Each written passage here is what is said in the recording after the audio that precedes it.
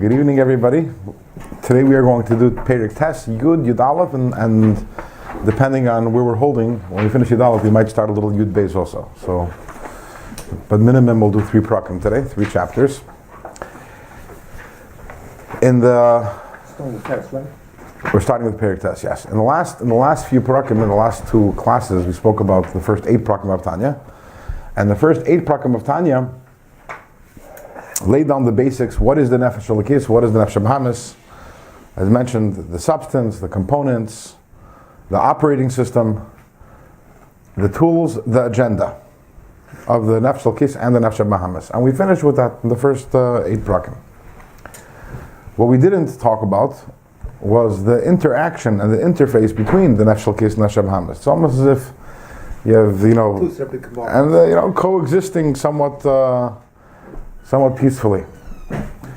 Here in Perek Tes, we are going to be introduced to the battle. Perek Tes is the battle between the Nefesh Elokis and the Nefesh Bahamis. So the Rabbi begins Perek Tes by saying that the Nefesh Elokis is primarily based in the mind. The Nefesh Bahamis is primarily based in the heart, and that information is going to be important for what we're going to be learning next week. The home base of the Nefesh Elokis and the Nefesh Bahamis is of significance. But from the mind, the Nefesh Elokis wants to impact and influence and control the entire body. And from the heart, the Nefesh Bahamis has the same desire to control. In other words, the Nefesh Elokis wants to control the entire body, including the heart. The Nefesh Bahamis in the heart wants to control the entire body, including the mind. And what we have over here is let's break down the Nefesh Elokis and Nefesh Bahamis. There is the core of there's what it is, the core components of the Nefesh Elokis and Nefesh Bahamis. And then there is, as mentioned earlier, there's its operating system, or not operating system, that's a bad word. There is its tools, the way it expresses itself, the way it finds expression.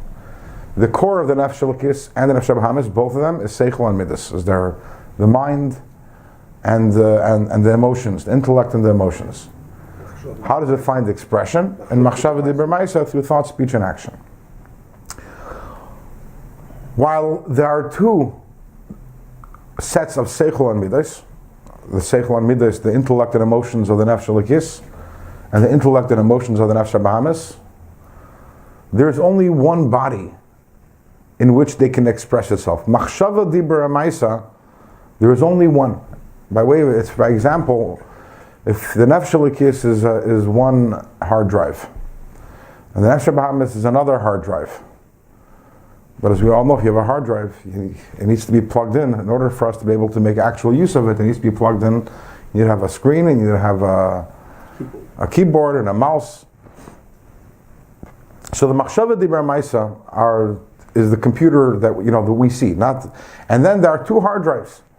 The Nefesh Elokis desires to control everything. The Nefesh Bahamis desires to control everything, but they can't simultaneously control it. So there's this constant battle going on between the Nefesh Elokis and the Nefesh Bahamis. In the words of the Alter Rebbe, if you look on page Yud Daled, it's opposite of page 26, top line of the page. Ki haguf nikra ir ktana. Shlomo HaMelech refers to the city to the body as a small city. Just like you can have 2 kings and they both are battling over a city. Each one of these kings wants to conquer this city, and to rule over the city. What does it mean to rule over the city? To cause that the inhabitants of the city should follow his orders, and follow his decrees, whatever he decrees. Kach, the same thing, the same thing is the 2 souls, the Nefesh Elokis and the Nefesh Bahamis, they're constantly battling over the body, and all its limbs.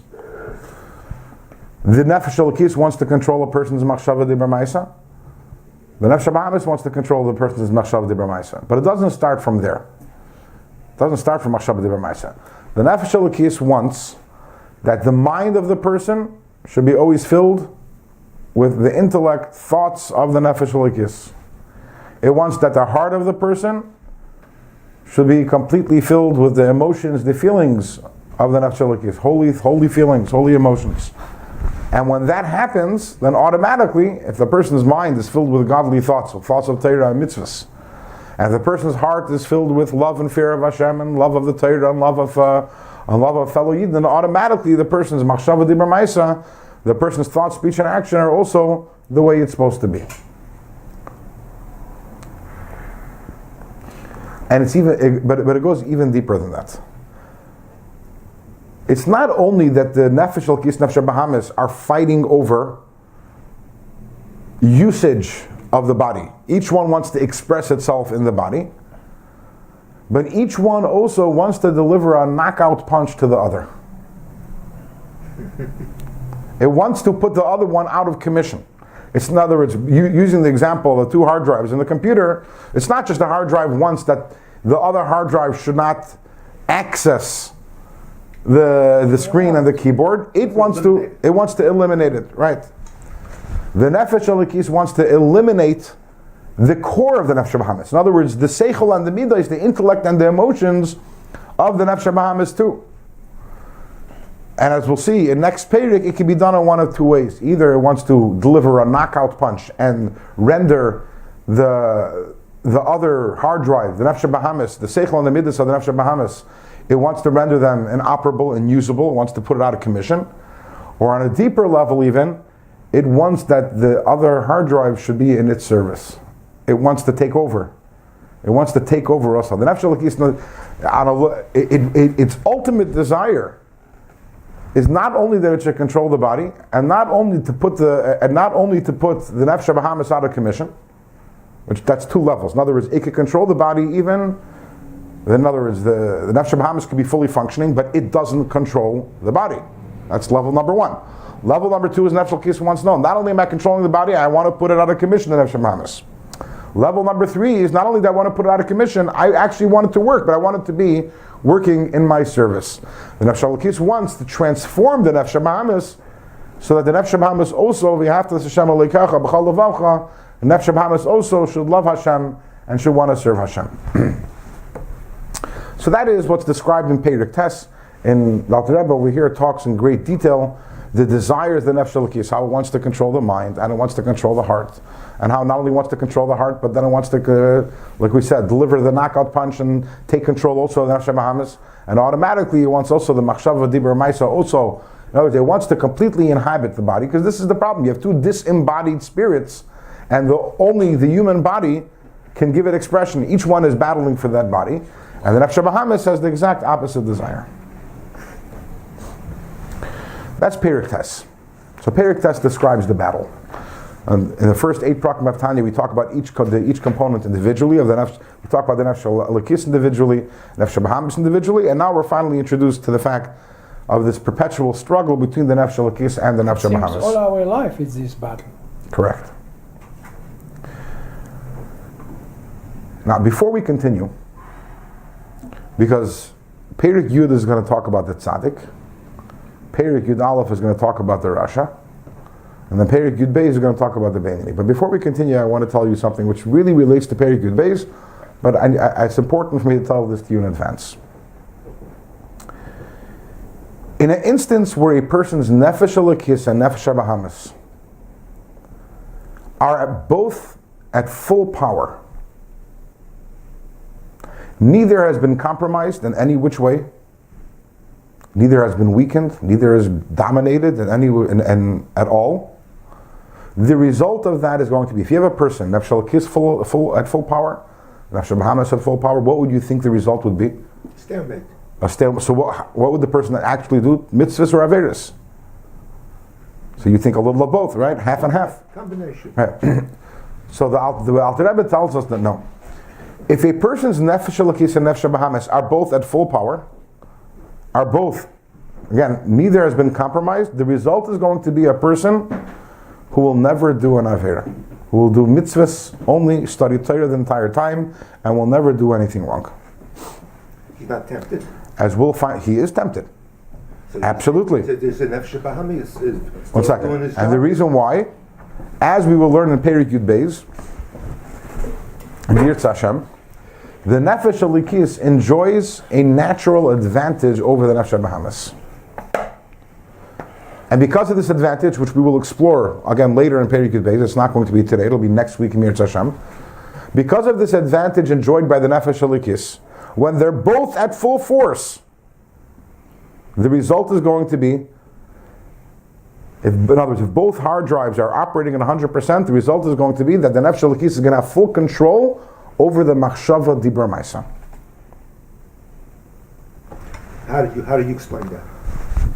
And that is called a Beinani.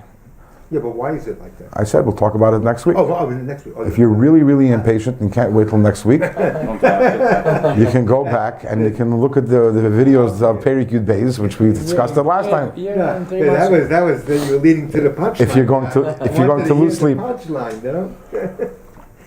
You got me. Where did my effort? which means that by the Nefesh Alikis Nefesh Bahamas, by the Beinani, there's a balance. It's not exactly a balance because the Nefesh Alikis, as we see, is a little more powerful. But the way the person was born, Nefesh Alikis and Nefesh Bahamas, they're both exactly the way they were born. Neither one has any upper hand. Neither one has impacted the other. Equal. They're not exactly equal because again, the Nefesh Alikis. Dominance of the other. But it doesn't dominate the other. The Nefesh Alikis dominates the Machshava Dibur Maisa, not the Nefesh Bahamas.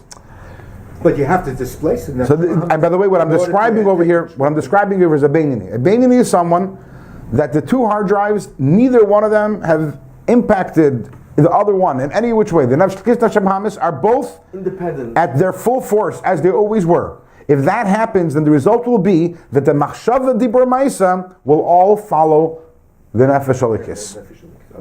Okay? If a disequilibrium has been introduced, a lack of balance, if one side has control to one degree or another over the other side, then we have the result is either a tzaddik or a rasha. If the Nefesh Alikis has begun to actually take control of the Nefesh Bahamas, not Machshav Dibur Maisa, take control of the Seichel and Midas of the Nefesh Bahamas, that person's a tzaddik. If the Nefesh Bahamas has compromised the Nefesh Alikis, then the person is a rasha. What about only during davening he's able to? That's the Beinani and that's Perek Yud Beis. And with that introduction, let's now turn. Sorry? There's no Tom? There's no simple person? That's a Beinani. Beinani is a simple person. Tom is not necessarily a Beinani, but Beinani Beinani could be a Tom. Tom could be a Beinani, but it's not necessarily correlated. Okay. How much time they say with the Beinani? Speak Matregis. First and Tanya. I've not heard of.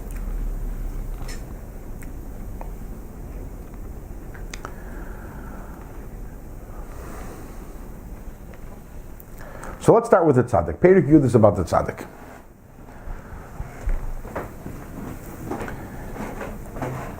A tzaddik results again when the Nefesh Alikis takes control of the Nefesh Bahamas, not Machshava Dibur Maisa.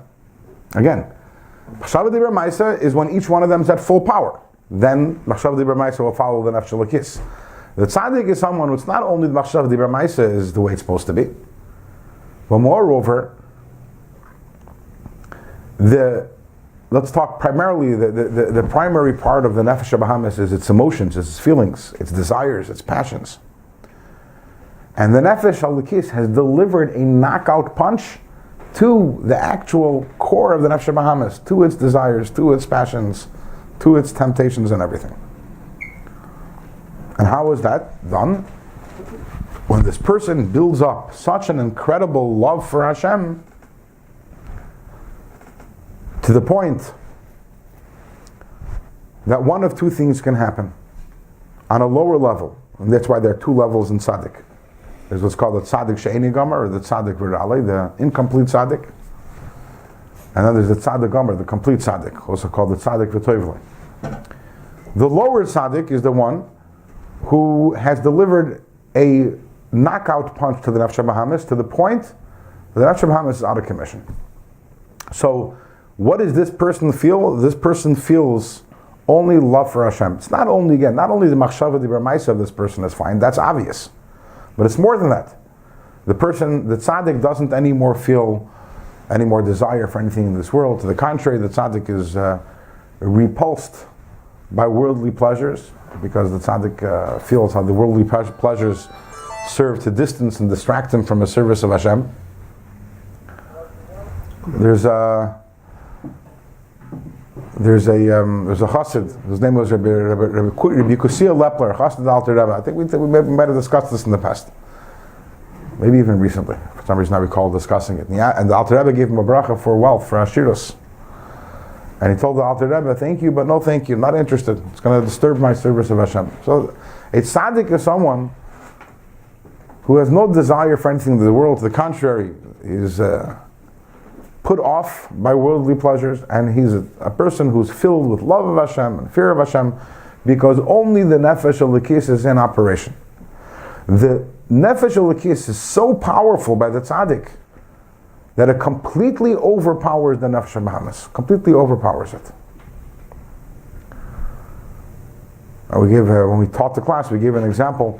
Imagine a person who likes chocolate, and then he goes to the doctor, and the doctor says, "For you, chocolate is poison. Next time you put a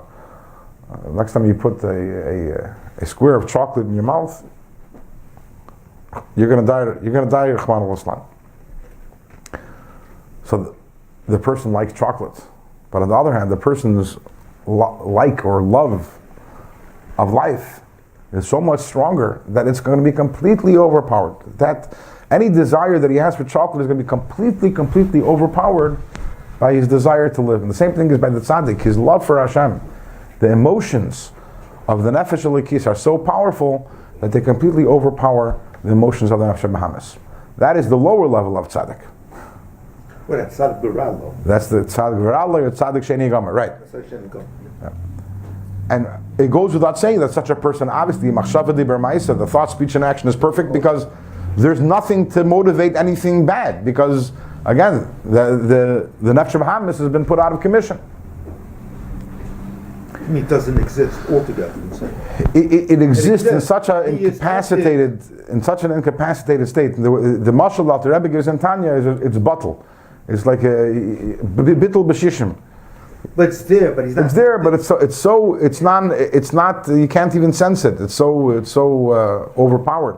Just like when you have 60 to 1 halacha, it becomes bottle, right?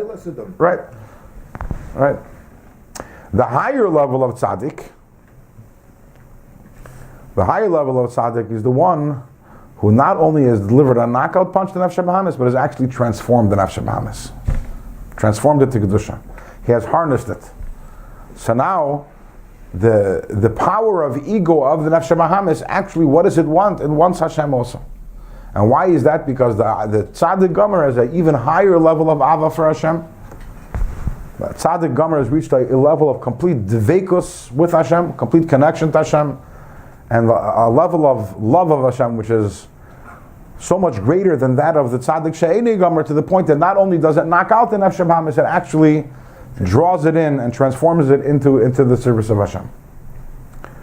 So how would you see it by observation? You see a tzaddik she'eni gomer and a tzaddik gomer. How would you observe their characteristics? It goes more than that. If you'd see, if you have three people in front of you, a tzaddik gomer and a tzaddik she'eni gomer and a beinoni, you wouldn't tell the difference between any of them. Can't tell you.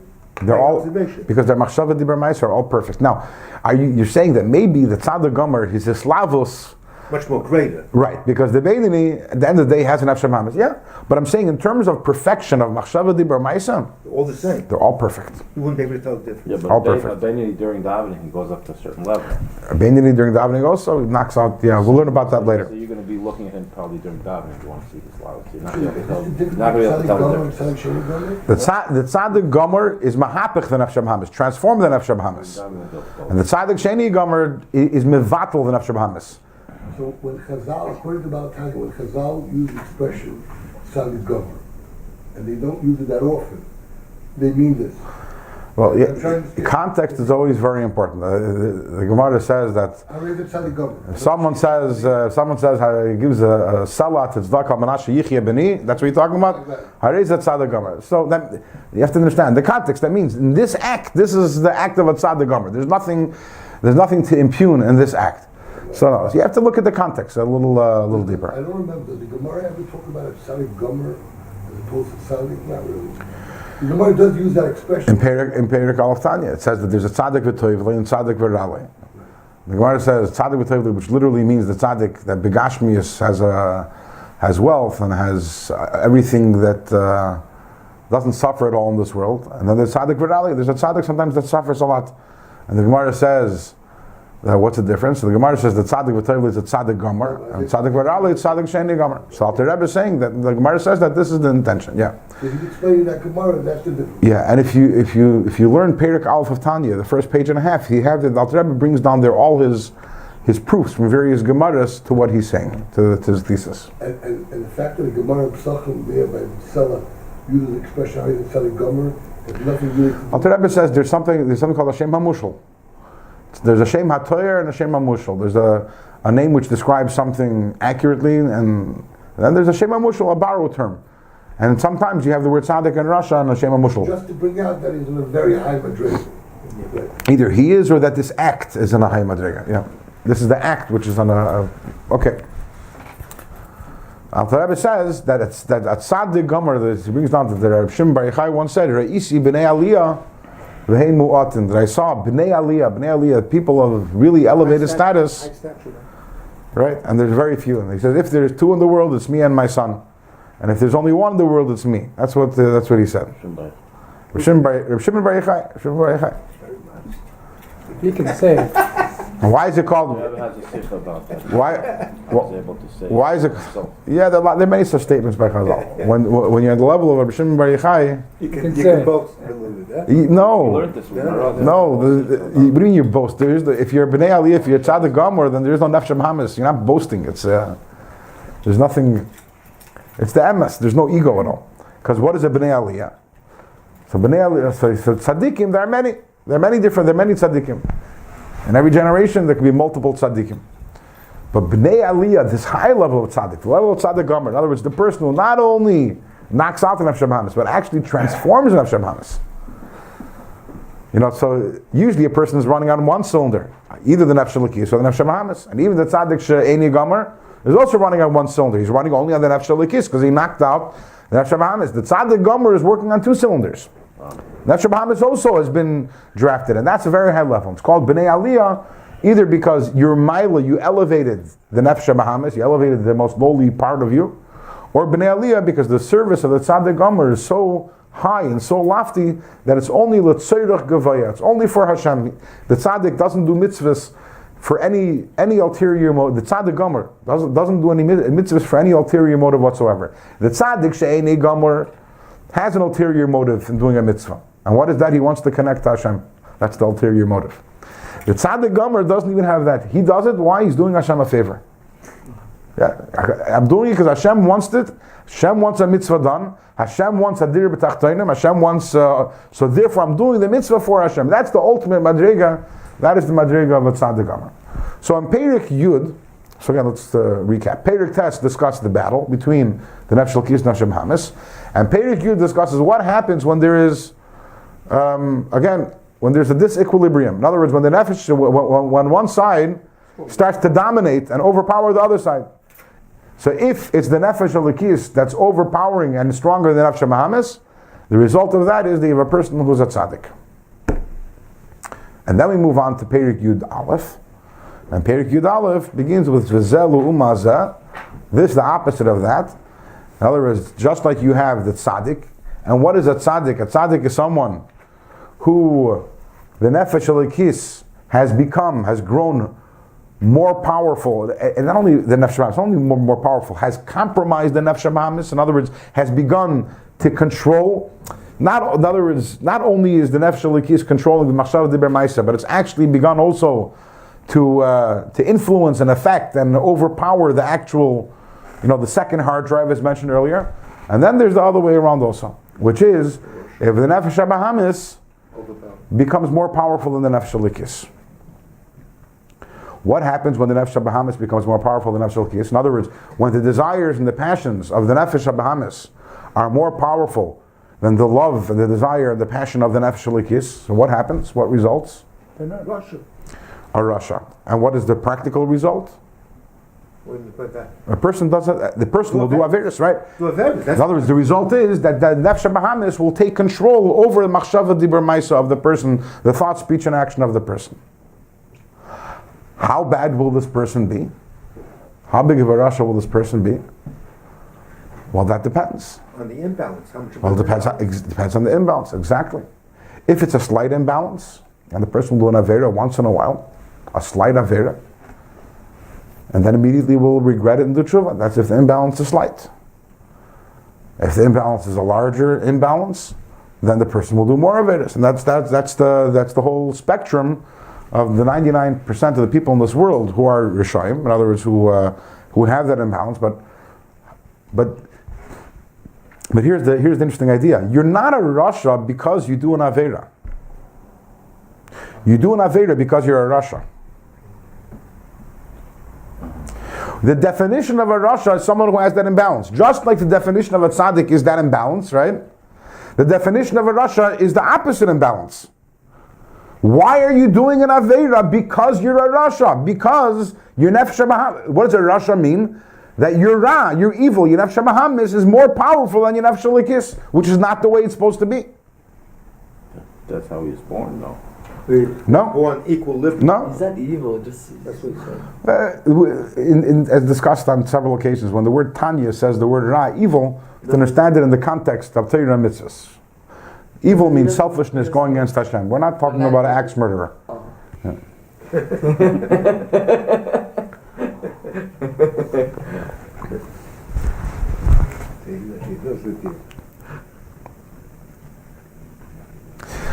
And by the way, with this we understand something which puzzles many people.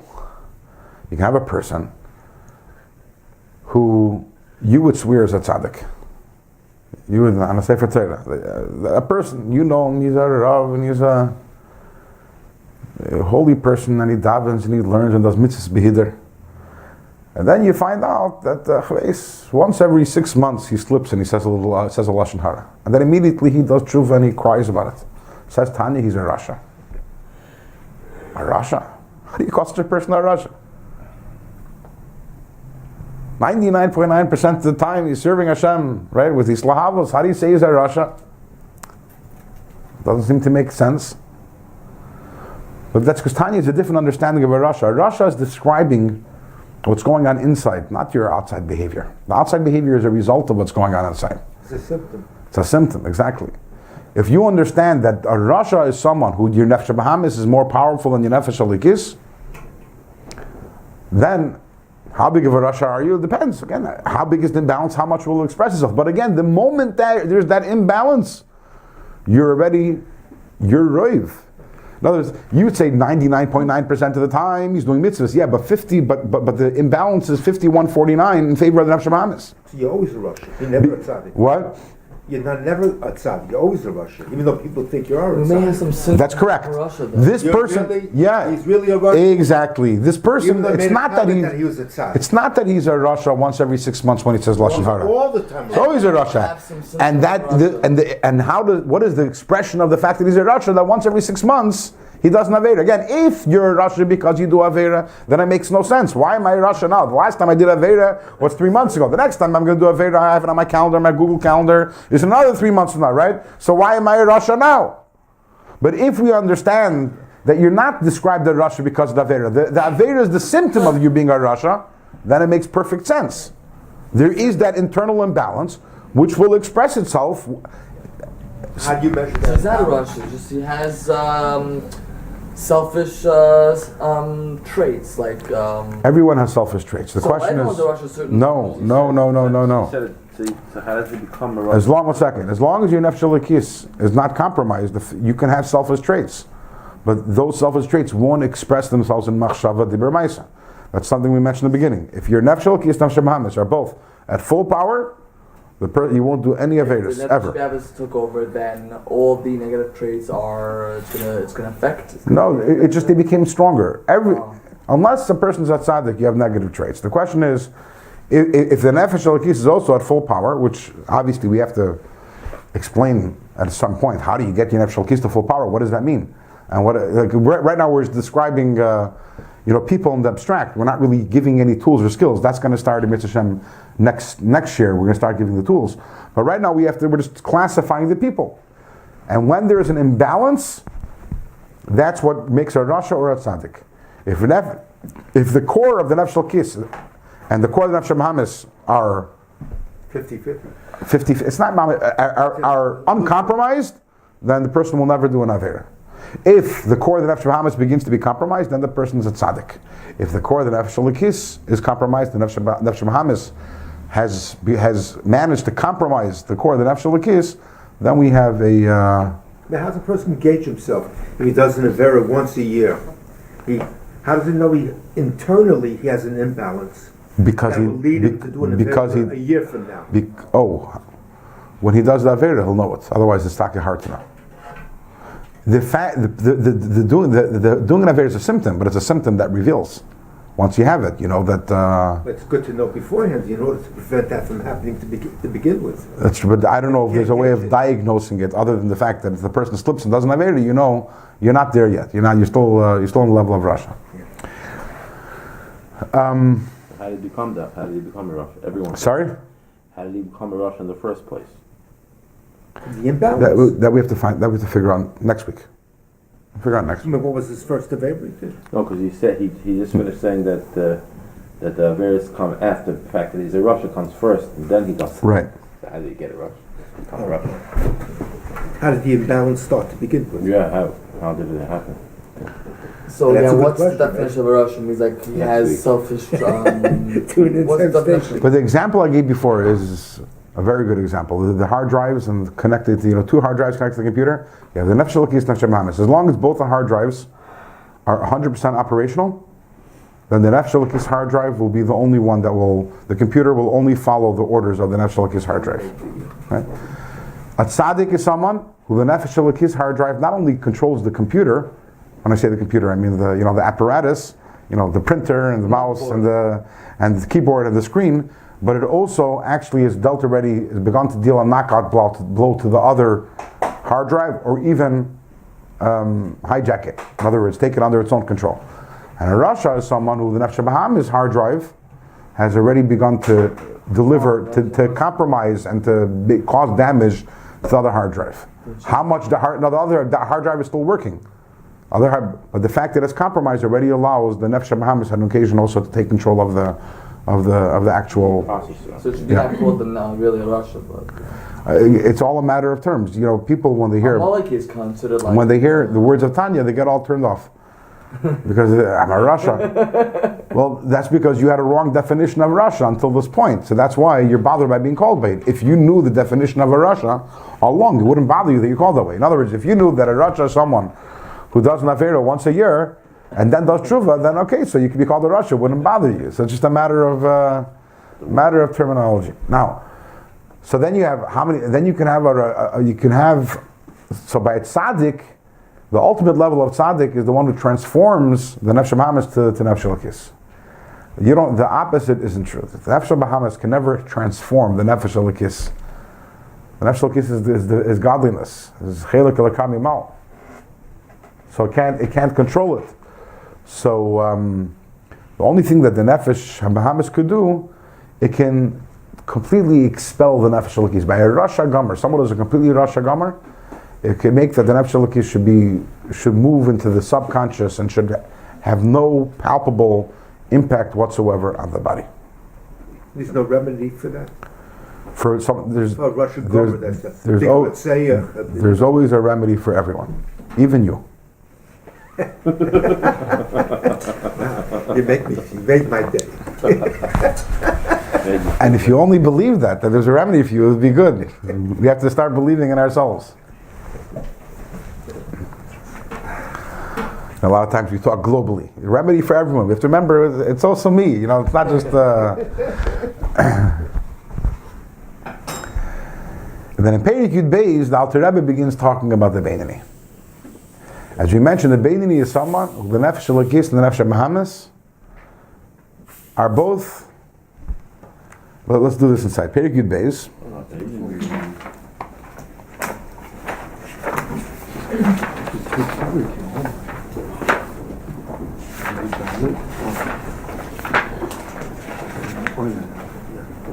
Thirty-two. 32, page 32. He never did it, he never will. Barely.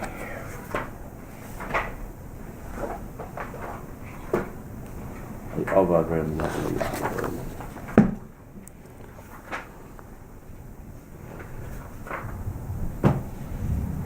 No, I want to skip a little. We're not doing Perek Yud Gimel yet, but just want to read a few lines to give you an idea of what we're talking about. Turn to page Yud Ches. Which 2, 4, 6, 8, 10 lines from the bottom. He talks about Harasha B'chol Lasmali B'Beinini, in the Beinini, the Ra of the Nefesh Bahamas, who betakvei kitol dase, is as strong as the day when he was born. Lis Avis Taiva L'chol Tanugi Elam Haza, it has every single temptation for every single thing in pleasure in this world.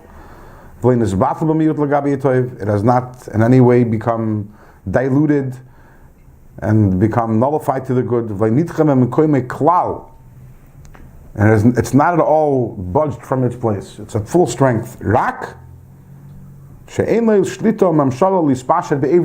doesn't have the ability in any way to take advantage of the body, to utilize the machshava dibur ma'isa. The Beinani is someone Nefesh Elokis full force, Nefesh Bahamas full force. There's nothing is disturbed the natural equilibrium. And as we mentioned earlier, what is the result of that? The result of that is that the machshava dibur ma'isa will all follow the Nefesh Elokis. Alter Rebbe makes a very interesting statement in the beginning of Perek Yud Beis. He says, back to page 32. He says,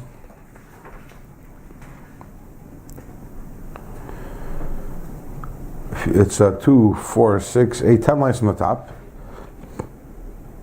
And Alter Rebbe is talking about the Beinani and says, "V'lo avar aveira miyamav," person has never done aveira, "v'lo yaver lo elam." He never will do an aveira. V'lo nikra alav shem rasha afilu shah achas v'rega echad kol yom. A Beinani is someone who has never called a rasha even for one moment his entire life. Never did aveira, never will do an aveira, was never a rasha. Now this is problematic. Both parts of it are problematic. Never did an avera. You're trying to tell me that someone who did an avera once can't become a Beinani? To do tshuva should. Anyone, forget about Beinani. You can become a tzaddik even. He's at the level where he's standing now, that as if he didn't.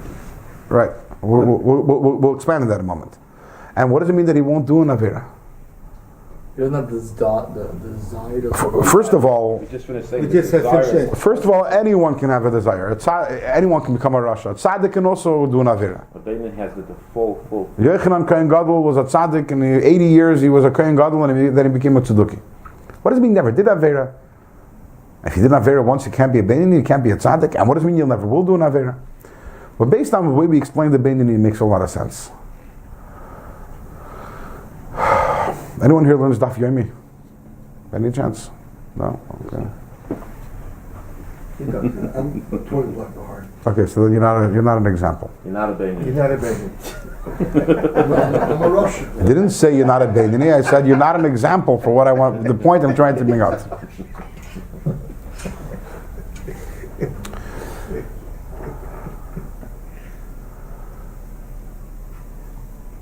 Imagine someone who has learned Daf Yomi for 20 years straight. Today it's 20 years in one day, and he sits down and, not interested in learning Daf Yomi today. He lacks the cheshek, the desire. What's going to happen? in all probability, what's going to happen? He's What? 5 minutes is going to go by, and he's going to get back into it. He's going to do why? He did it for 20 years. That's what 365 days times 20. He's going to do it, right? He's going to do it. In all probability. So he's not interested, but say that. What if he misses today? And tomorrow? And the next day? And then the next day comes along, he's not in the mood of it. What are the chances he's going to do it? Practically zero, right? There's something called, this idea, it says in Pirkei Avos, Aveira Gereres Aveira. That's a very true psychological truth. Mitzvah Gereres Mitzvah, and Aveira Gereres Aveira.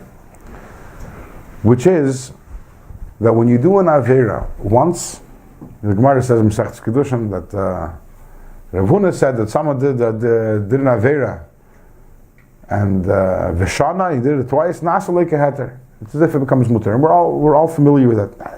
That does not talk about big averis, because why is it that once you slipped up in something several times, it becomes so much harder in that area to do the right thing?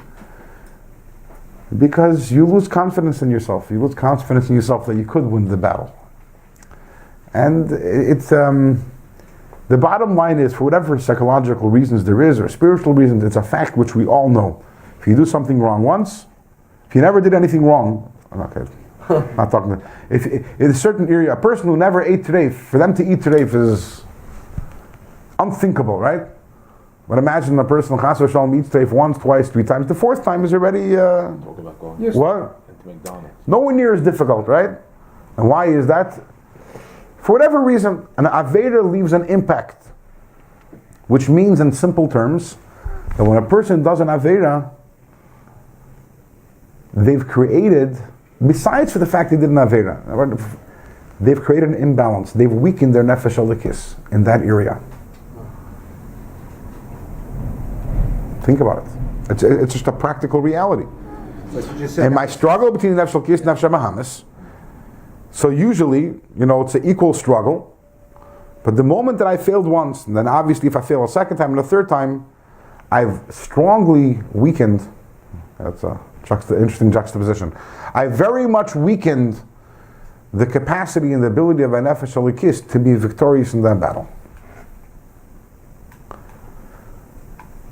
So therefore, a person who's done an Aveira can't be a Beinoni. Why? Not because he's done Aveira. That's the past. The issue isn't what the person did in the past. The issue is that because what the person did in the past, there is currently an imbalance. And as we explained, that Beinoni doesn't have an imbalance. So why can't you rebalance the scale? If you rebalance the scale, then what does that mean? And you don't have that weakness. Then you didn't do an Aveira.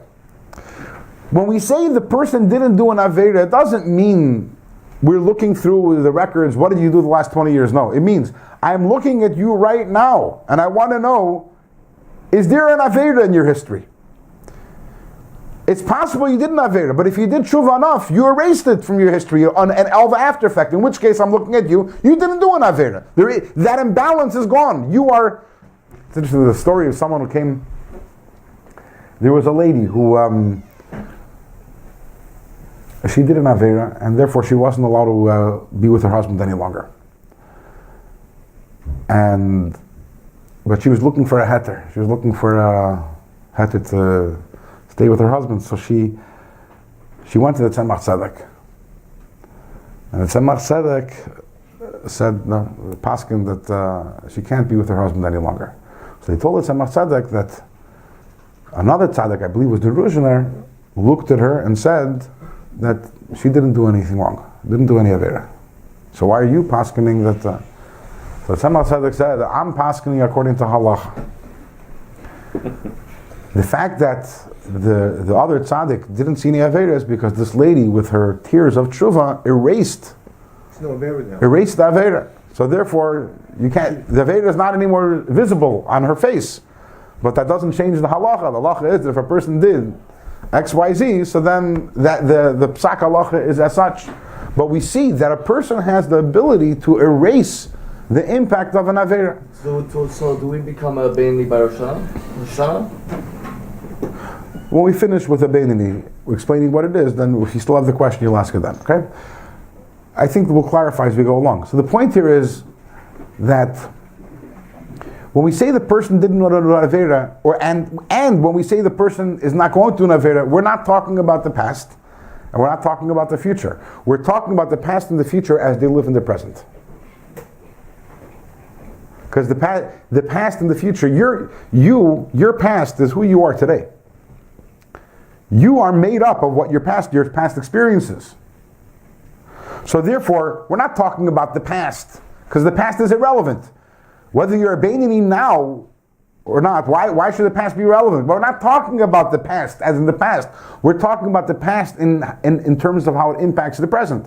And if presently there is no impact of any Aveda, if I look at you and I say there is no Aveda there, then you can be a Beinani. You can become a tzaddik even. But you have to undo the Avera, which causes the impact. You have to undo the impact of the Aveda. So to undo the impact of the Avera. To tshuva, and most importantly, a very strong recommitment to doing that, to the point that you reached. Imagine the person who Daf Yomi 20 years, right? Then he missed 5 days. But then he recommitted, and it passes another, I don't know, it could be 5 days, 5 years, it could be 5 minutes, but he reaches a point of commitment again where he's back to where he was before, where there's nothing dragging him down anymore. The imbalance is gone. That person can be abandoned again. And the same thing is v'lo yaver. The same thing is v'lo yaver. He's not going to do an avera. What does that mean? That means the person right now, a Beinani is someone who will never do an Avera. What does that mean? That means because he has a perfect balance, we mentioned, right? So therefore, it doesn't make a difference what kind of Nisayan, what kind of temptation will come before him. There's nothing that can cause this person to do an Avera. The most difficult situation can come along, and the greatest temptation. What's going to actually be tomorrow? It's possible that tomorrow he'll be on a lower level than today. It's possible tomorrow he won't be a Beinani anymore. And then he could do an Avera. But as long as he's a Beinani, he can't do an Avera. If he does an Avera, it's not that he's not anymore Beinani because he did an Avera. If he does an Avera, it's because he stopped being a Beinani, he started being a Rasha. Remember we said earlier, you don't become a Rasha because you did an Avera. You do an Avera because you're a Rasha. In other words, if the person will slip from his spiritual level, it's possible he'll do an Avera. But we're saying right now he's on such a level that if this trajectory continues, there's never an Avera going to happen. So when the Alter Rebbe says, he never did an Avera, and never will do an Avera, and he's ostensibly talking about the past and talking about the future, he's really talking about the past as it is within you today, and the future as it is within you today. Because each one of us, at the moment, we're a composite of our past, our present, and our future. Meaning, I'm impacted by my past, and yes, you could look at a person and say, if this person goes on autopilot, this is what he's going to do in 5 years from now. But things could change. Things don't always go on autopilot. But the way the Beinani is someone, if you look at him right now, this is a person. There is no impact, effect, remnant, residue of any Avera on him, which would create an imbalance. And because he has this balance, in this state, at this trajectory, he will never do an Avera. So it's not actually saying he never did Avera. It's not actually saying he won't do an Avera. It's looking at the person. It's if you had a spiritual diagnostician and a spiritual MRI, and you put him under and say, did this person do an Avera? No. The MRI would say, there's no Avera. I don't see an Avera.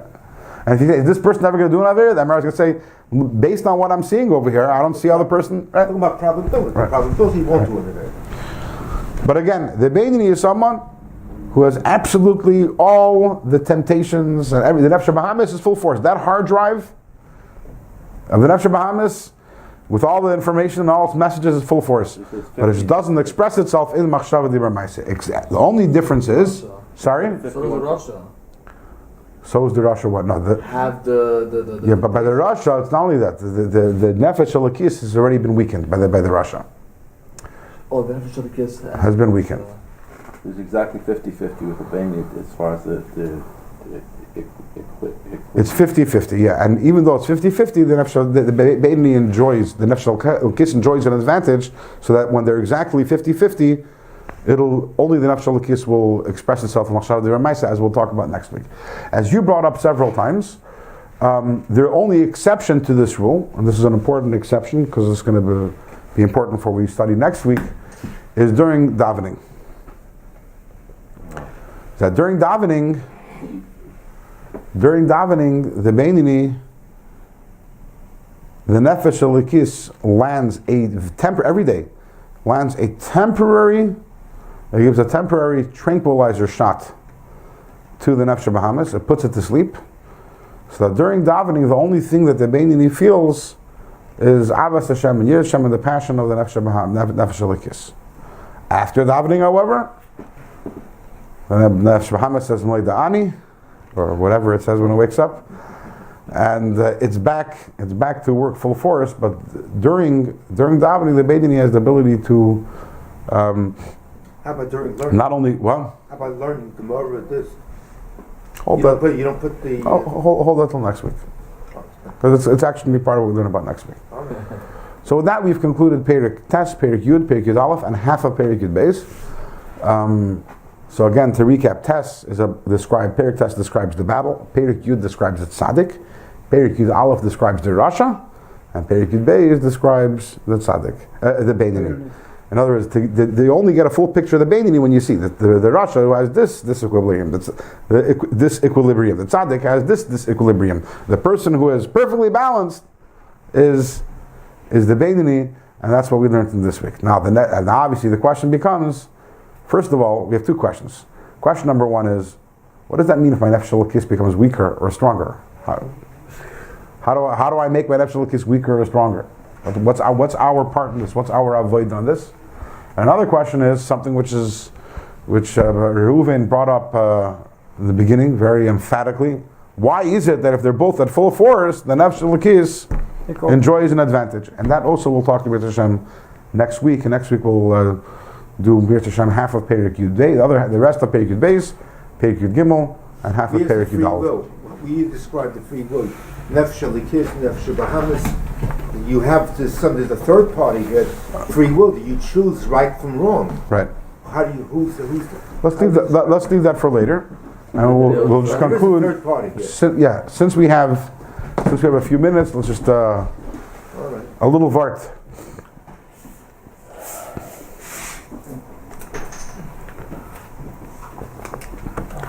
There's a story that the Rebbe repeated many times. In fact, I would say that every single time that the Farbrengen and Parshas Vayera, the Rebbe mentioned it. If not every time, then 98% of the time. If you open up a Likkutei Sichos, the collection of the Rebbe's talks, and you look in Parshas Vayera, there's around 5, 6, those are the edited talks, the 5, 6, 7 different times the Rebbe discusses the story and examines it from all different angles. The story is that the Rebbe Rashab, which is the fifth Lubavitcher Rebbe, the Rebbe's wife's grandfather, so when he was 4 or 5 years old, his birthday was Chaf Cheshvan, 20th of Cheshvan, which this year turns out it'll be a week from today. His birthday every year was Chaf Cheshvan, but that year his birthday was in the week of Parshas Vayera, and he went into his grandfather, the Tzemach Tzedek, was the third Lubavitcher Rebbe. He went into his grandfather in honor of his birthday to get a bracha. And he's a child of 4 or 5 years old. He was born in Tafresh Chaf Aleph. The Rebbe Rashab was born in Tafresh Chaf Aleph, which would be in 1860. And the Rebbe and his grandfather, the Tzemach Tzedek, passed away in Tafresh Chavav, which was in 1866. So he was 5 and a half when his grandfather passed away. So we're talking about when he was 4 or 5 years old. And when he went in, he started crying. The young boy, the Rebbe Rashab, he started crying. And his grandfather, the Tzemach Tzedek, asked him, "Why are you crying?" He says, "I'm crying because we've learned in this week's parsha, Vayera Elav Hashem, that Hashem revealed himself to Avram. And why is it that Hashem revealed himself to Avram, and to me he hasn't revealed himself?" That's what he was That's what was bothering him on his mind, to the point of crying. And the Tzemach Tzedek answered him and told him that when a Yid, at the age of 99, decides to undergo a bris milah, so he's worthy that Hashem should reveal Himself to him. And the Rebbe analyzes and examines the story from many, many different angles, and asks many questions and different answers. Why last week already had Vayir Elav Hashem? Why was he only bothered by this week's? And Lach Lecha Vayir Elav Hashem. And many other. What is the meaning of the answer that Tzemach Tzedek gave him? But the Rebbe more often would focus on the question of the child and the crying of the Rebbe Rashab, more so than the answer that the Tzemach Tzedek gave him. Although the Rebbe also analyzed the answer, but the Rebbe seems very taken by the notion of a 4 or 5 year old child crying that Hashem didn't reveal Himself to him. And there aren't that many stories that the Rebbe, repeated on that level. For some reason, you must say that the story spoke to the Rebbe very much, and I think it's related somewhat to what we learned today in Tanya. That many of us think, what is the battle? The battle in life is to do the mitzvah or not to do the mitzvah. Should I learn Torah, not learn Torah? Say Lashon Hara, shouldn't say Lashon Hara. Do that Veda, not do that Veda. Or between good and evil. And what we learned today in Perek Tes is that really the battle is much more all-encompassing than that. The Nefesh Elokis is not just satisfied with doing a mitzvah, that's very important. It wants also that its mind should be filled with understanding of Hashem. And it wants that the heart should be filled with a love for and a yearning for Hashem. It wants complete control. And that's really a very important part of Chassidus Chabad. And Chabad means the mind, and the mind isn't just about the mind is supposed to influence the heart, is that we should be serving Hashem with our entirety. And that includes very much so, and a very important component of that are our midas, our feelings, our emotions, the ava that we have for Hashem. And this is something that the Rebbe tells us that we see from the story. It's not only for people who are 40, 50, 60, people with white beards, like many of us sitting here around the table, or people with beards, or people without beards, but white hair, whatever it may be.